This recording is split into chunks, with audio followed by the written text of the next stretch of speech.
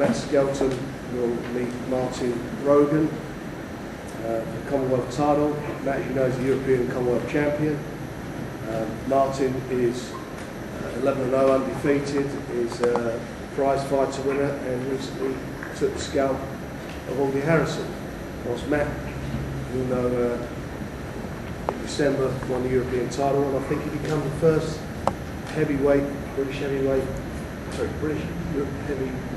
heavyweight European champion since Henry Akinwanda in 1995, 13 years, which has been a feat. Matt is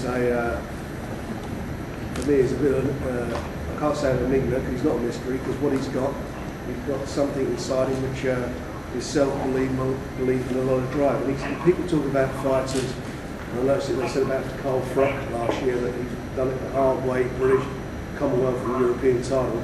Well, Matt's certainly done that without any of the grounding in the amateurs. I mean, he's not had it easy in any shape or form. He's gone out there and done it, and won a European title in the other guy's backyard, which is a tough thing to do in Italy. And I think he should get some credit for it. And if you look at his record, it's only because he was out there in the ring for quite a while, but I think he lost to Shigeru. I mean, the early part of that fight, he was doing extremely well, and I think had he been a bit more active, he may have won that fight. And you know, he comes through this fight against a tough opponent. He's going to be in there in the mix, I think, for another world title. I think he'll get into a number 1 or 2 position very quickly, which will hopefully secure that for him. But he's got to get past another fighter, again, who's in Martin Rogan. He's also a very tough guy. You know, he's got a lot of belief, a lot of self-belief.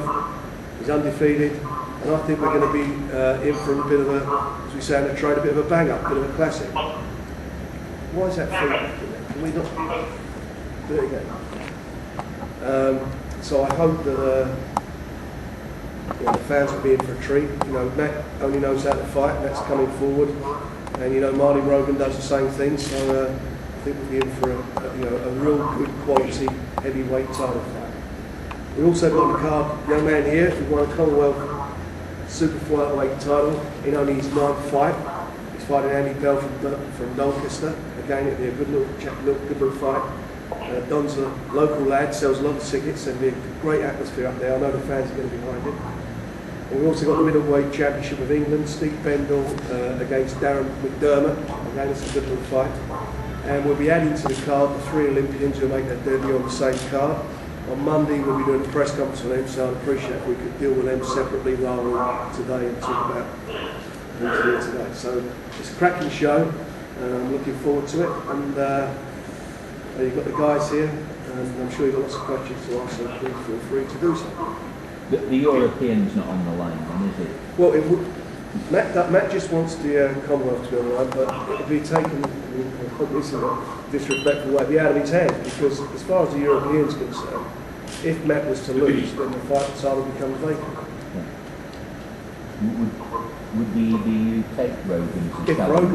If the sanction fee was paid, then I'm sure they would. But that's you know, it's Matt's choice, and that's why do you just want to defend the one?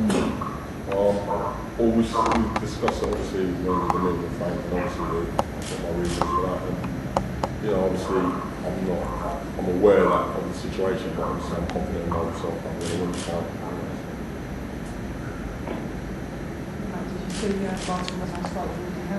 Sorry, yeah, I mean, I have seen it. I feel he done what he needed to do to be orderly. I also listened to the after-fight comments from Augie and Mark Rogan. I think orderly, I felt in that fight was almost just going out 1 minute after the fight. It was like I took some good shots from a hard hitter, and I'm still here. I want people to believe I'm not just a warrior to see that I'm not a coward, that I'm here, I'll be back. And I think he almost went into that fight, I put it on him and lived to tell the tale. And to me, that was a negative. You know, he's a team, obviously, nice fighter. Yeah, he's tough. And obviously, hopefully in this game, you've got to bring that to the week. Again, I've only met Augie on a couple of occasions, and not really engaging in a conversation. But I think That's because you were playing.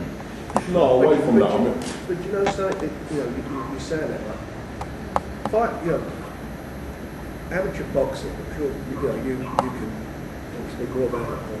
It's totally different from pro game.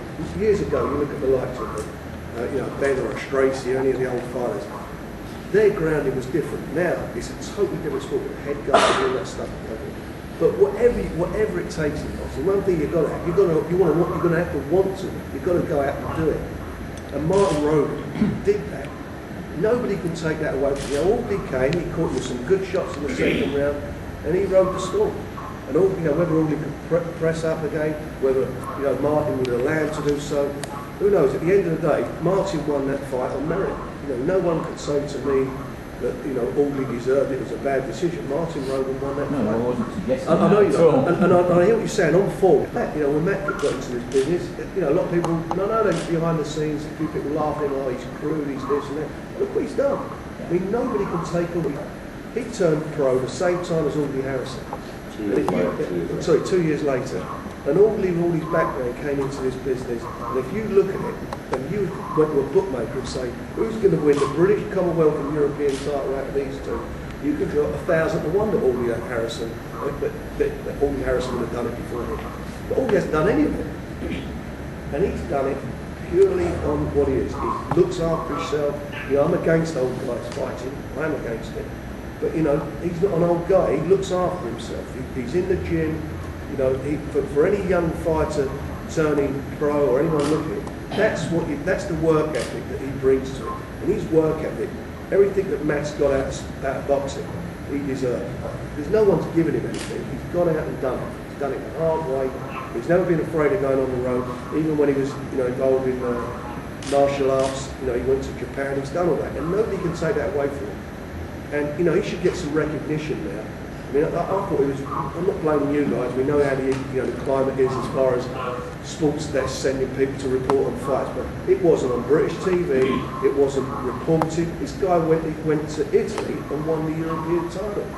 David Hayes not done that. David Hayes knocks out a guy who fell over getting into the ring, and he got heaps and heaps of praise. And I'll tell you something. David Hayes would not fight Matt Skelton. I offered him that fight before we had all the nonsense.